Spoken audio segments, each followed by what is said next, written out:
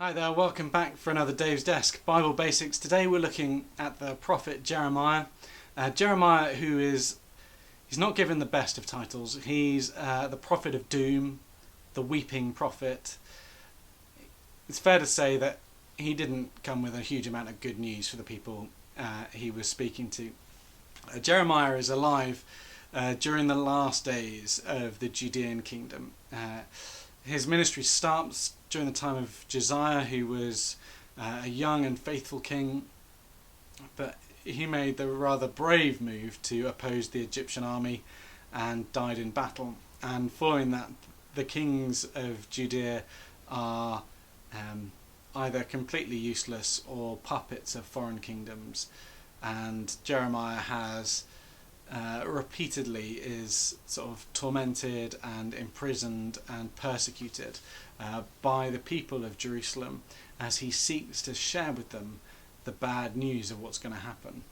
And the core of his message is that the bad things that are happening to us now are a result of our faithlessness, and because we didn't follow God's instructions, because we broke our covenant commitment with God, our sort of covenantal king, so he is casting us from the land. And because this is God's will, there's no point sort of rebelling against the Babylonians or fighting against the oppressor, because God is on their side, he's not on our side, and so we will be defeated. And he's saying this because time and again Jerusalem suffers because the people won't bend the knee to the chastisement that God has sent upon them. And you can sort of feel why, can't you? It seems like Jeremiah is a bit of a defeatist, a bit of a fifth columnist. You can see why you wouldn't want him. But he is a voice there saying, actually, this suffering is because of our failure, and we must learn to turn back to God.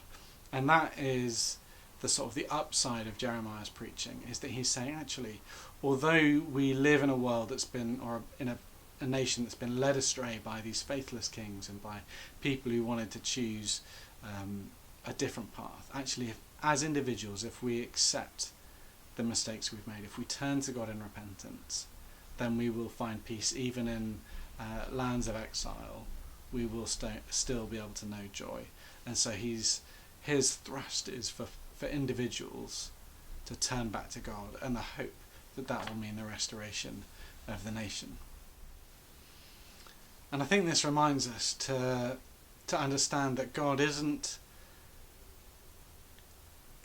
just a small friend. He is sovereign over nations. Nations rise up and fall down at God's behest.